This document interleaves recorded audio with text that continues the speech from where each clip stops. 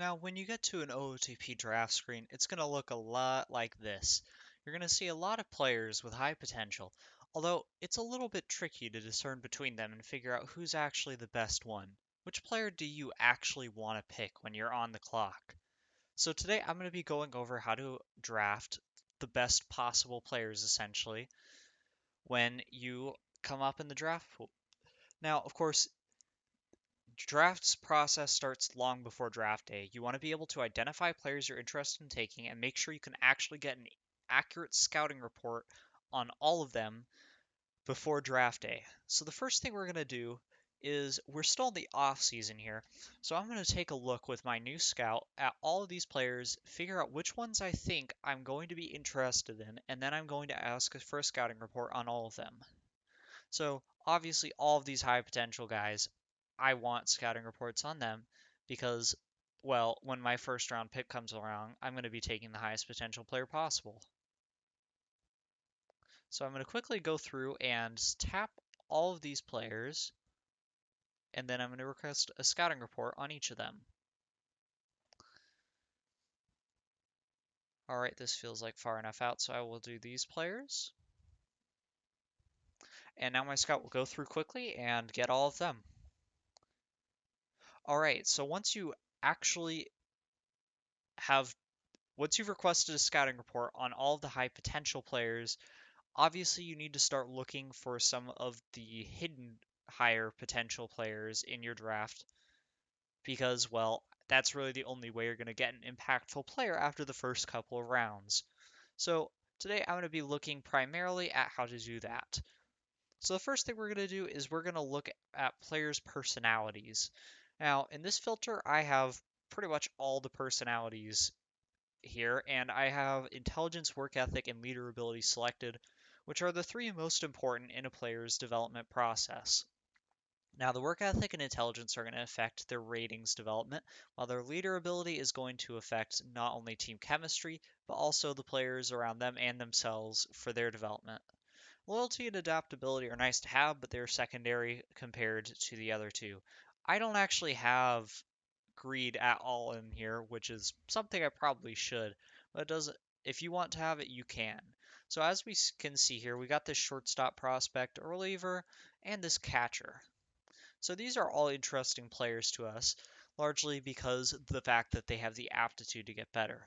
The shortstop in particular is interesting to me. He's going to be available several rounds into the draft. Oops, that is not what I wanted to do. Uh, and he's already got some pretty decent potential overall. He's 18, so he's got plenty of time to improve overall as well. It looks like he can end up at third base and be a pretty decent defender there. His base running is solid, and his bat is nearly average already. So he's going to be a nice value pick for us once we get down to those latter rounds of the draft.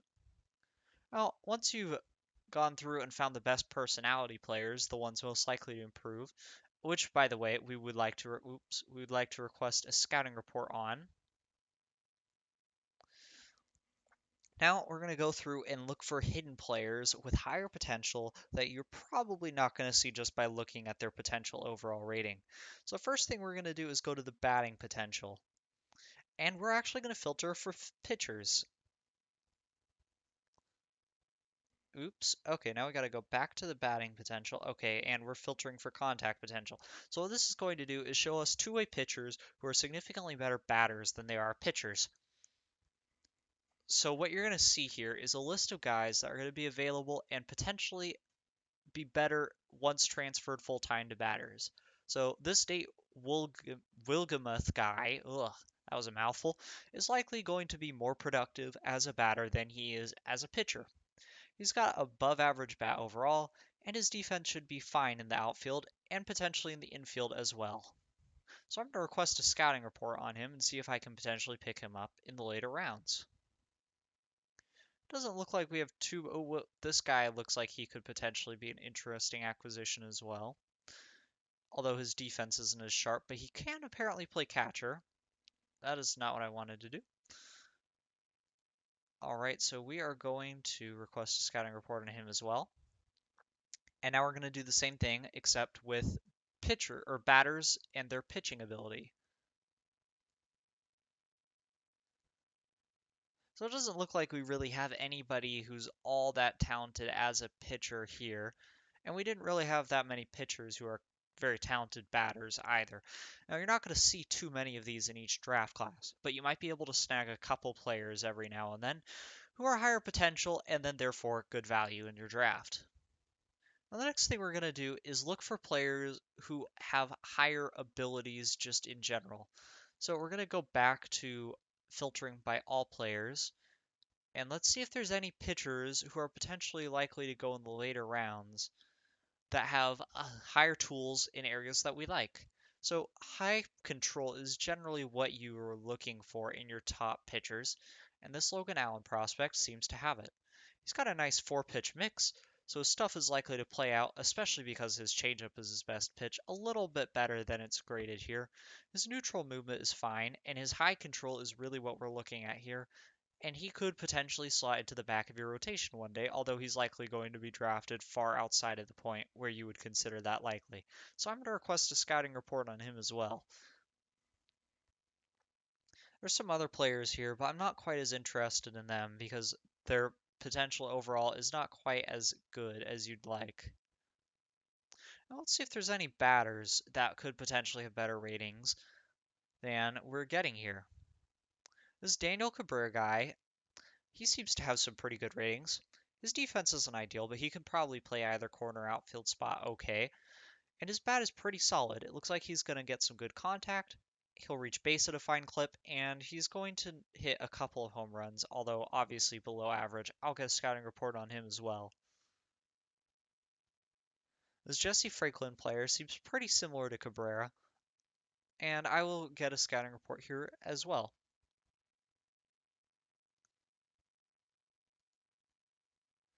All right, this guy doesn't look quite as good. Okay, now we're going to move on to power and see if there's any high power bats here that we could potentially pick up.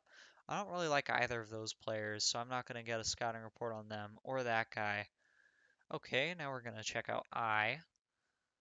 I don't see any particularly exciting players in this list either. So now we're going to look at defense. Are there high fielding players that we can hope potentially develop enough of a bat to be worth picking up?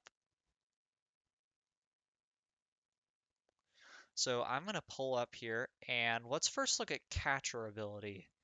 Let's look at players with a potentially high catcher ability. So we got Drew Romo and Andrew Kerner. Both of these players are pretty interesting. They could potentially, especially in Drew Romo's case, he actually doesn't seem like that poor a hitter, develop into pretty solid players if their bats come around a little bit. So I'm going to request a scouting report on them.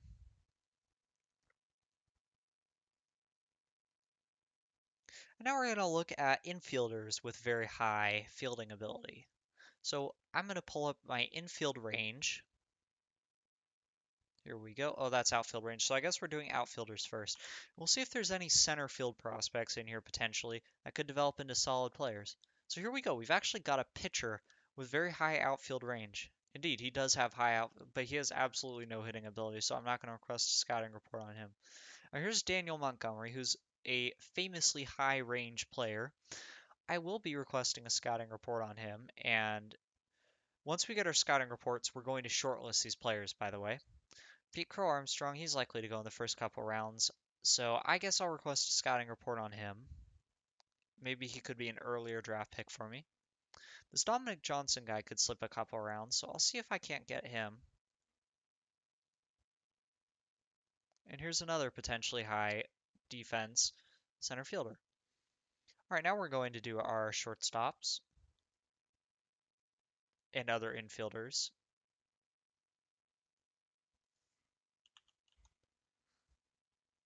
Okay, well, it looks like there aren't any in this draft, so we're going to leave it there. All right, now we're going to sim ahead a few days, and once we get to a point where our scouting reports have come in, we're going to start shortlisting the players that we get scouting reports that seem encouraging. All right, so it looks like we've got our first scouting report here on, I believe this is one of the catchers, and he does indeed have the defense that our scout originally thought. His bat looks pretty intriguing as well. I'll shortlist him and potentially see if we can get him in a middle round. Alright, so the scouting reports are starting to pile in, and we now have a significant number of reports on both our potential first round prospects and some of our lower ones. So as we go through, we're going to see different types of players. It's fine to have them on the same shortlist since you're going to be able to differentiate when you're drafting. And then we will, as we go, decide which players belong and which ones, like this guy, don't on the shortlist for potential draft options. So I will quickly sim ahead to the draft itself, and then we'll discuss what we need to do then. Alright, so it is now time for the draft. So obviously there's the option to import 2020 draft results, but we are not going to be doing that. So it looks like our first pick is number 18. We're going to see a lot of players off the board before we even get to choose. So I will first sim ahead up to the point where it is our turn. So I'm primarily looking at guys that I have shortlisted for the purpose of being first round draft picks. Although, of course, I would like to have an open mind about everybody. It looks like right now my best options are pitchers Mika Bell and Nick Bitsko, the two highest potential players available. And right now I think I'm preferring a Bell, so I'm going to pick him. Another thing to keep in consideration while you're drafting is, of course, draft demands. But for your first round pick, you're pretty much just going to take the highest value player no matter what. Now, I'm normally lazy and just meet players' demands, but I would recommend just drafting the player and then dealing with the contract later on. So now we've got our first round draft pick. We're going to see if there's any interesting higher potential players available by the time our second one comes around. So this is our supplemental draft pick right here. And I might actually go after Slade Cecconi, the player the Diamondbacks actually did take with this draft pick in real life. Yeah, I think I'm going to do that. So right now we're still in the process of drafting our higher potential players.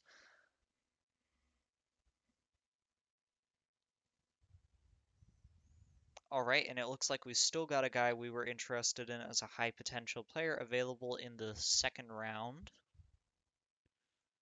So I'm going to draft him as well.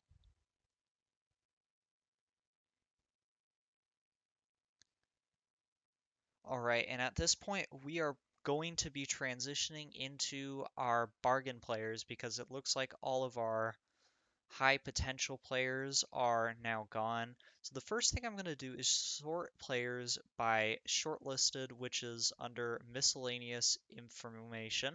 And here we are. So now I'm taking a look at the players that I thought were highest value at this point, and I will be drafting Logan Allen, who's probably the best for this point in the draft. All right, now we're going to take another one of these high value players and so on until we have them all. I'm going to leave Daniel Montgomery until, we lost one. I'm going to leave Daniel Montgomery until later, actually, because he is so low potential that he's rated as such low potential that he was extremely unlikely to be drafted at this point. So I don't want to overplay my cards right now, and I would like to go after other players while I still have the opportunity to get higher potential ones. So now what we're going to do is we're going to go back and do the same things we did earlier uh, and check to see if we missed any players potentially or if there's anybody just at all pretty much available who is better than everyone else. So let's do this by batting potential first. I'll sort by all players. Batters or pitchers, is anybody left good? So nobody really has outstanding contact potential right now. Gap power, not really anything all that outstanding either. Nobody seems to have prodigious power either, although this player doesn't look too bad, so I will potentially be keeping him in mind. Yeah, it doesn't look like there's any too exciting players here. So now let's go by pitching potential.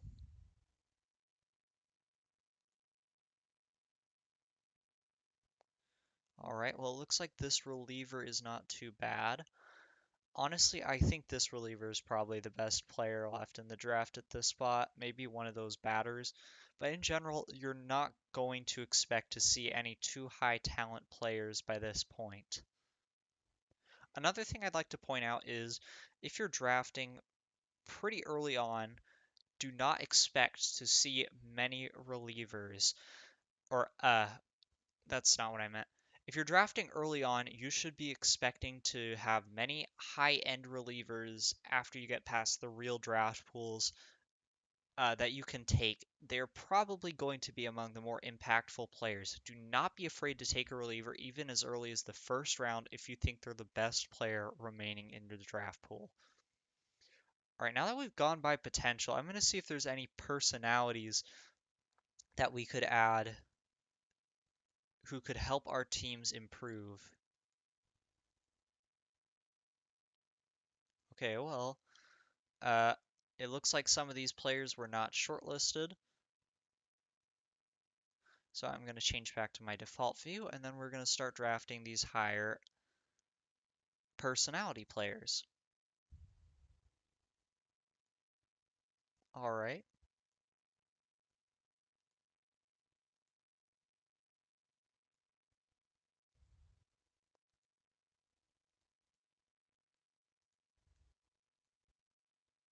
All right, so now I've snagged all of the high development types. So now I'm going to go back and get Daniel Montgomery.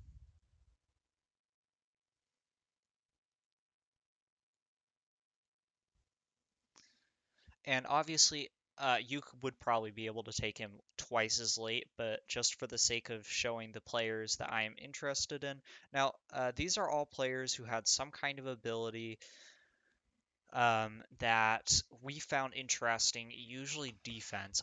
Now I'm going to check to see if there are any high defensive players left in this draft.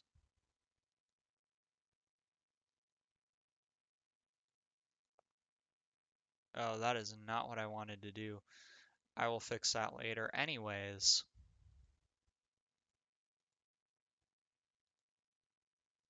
let's now check to see if there are any defensive gems remaining in this draft. And then at that point, that's pretty much going to be it. You're not going to see too many um, super valuable players.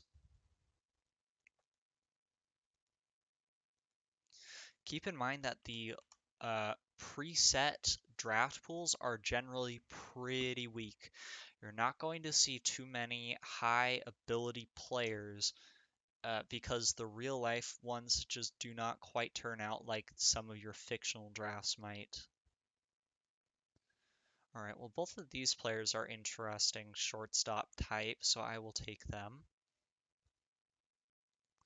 And obviously, now we're already in the 15th round, so we've made it quite a ways through, and we've only been drafting truly valuable players. So, generally speaking, once you get to this point, leader ability is what you're looking for. Just take the highest potential leader ability players or best personality all around leader types. Drafting captains is good as well, but really, you're not going to get any impactful players usually by this point in the draft once you've taken all of those types that we've already done. So, just taking leaders or auto drafting is fine. It's not going to impact your team so much. Make sure you're not drafting impossible players, especially at the point where you're not going to get anybody too talented. And from there, pretty much just use your different tools available to identify the best players and try to get whoever you can. Anyways, at this point, I'm just going to auto draft and then we are going to hop into negotiating with players. All right, so negotiating with draftees. So as we can see, Mika Bell has a pretty high offer. Generally, you can get by skimping a little bit on players with demands, especially when their signing or signability is a little bit lower. But a Bell is pretty hard to sign, so we're likely going to have to get close to his demand. He at least wants us to meet the demand, so we actually will just meet his demand. But with Slade Ciccone, he does not need us to quite meet his demand, so we're just going to offer him slot value for this one. If he declines, then we'll up our offer, but for now, I don't really think we need to pay him that much. Enrique Bradfield, he's the same boat as Slade Cecconi. He shouldn't be too expensive. We shouldn't actually need to pay him his demand. Let's just offer him slot value.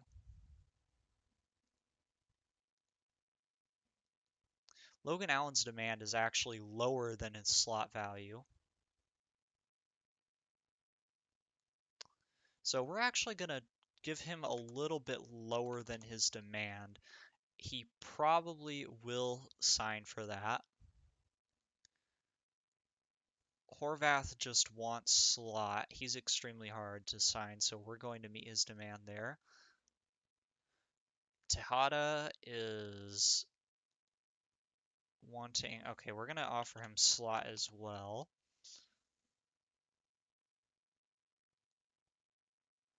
And the thing, if you draft a player who is after the first couple of rounds, so I'm thinking probably by the time you reach the 7th or 8th round, definitely past the 10th, and they have a bonus demand, make sure that they actually are going to contribute something to your organization before you offer them money, and make sure that their bonus demand is worth it to you. Normally, players are worth it, but if you're offering a player like $2 million, their half-star potential and their personality isn't that great, there's no reason to pay them that money. So pretty much just being smart with your cash is the way to go.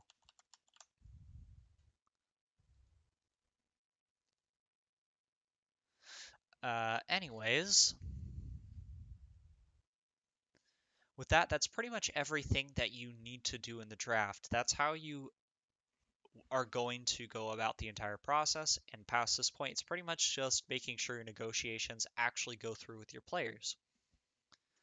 So that's going to pretty much do it here.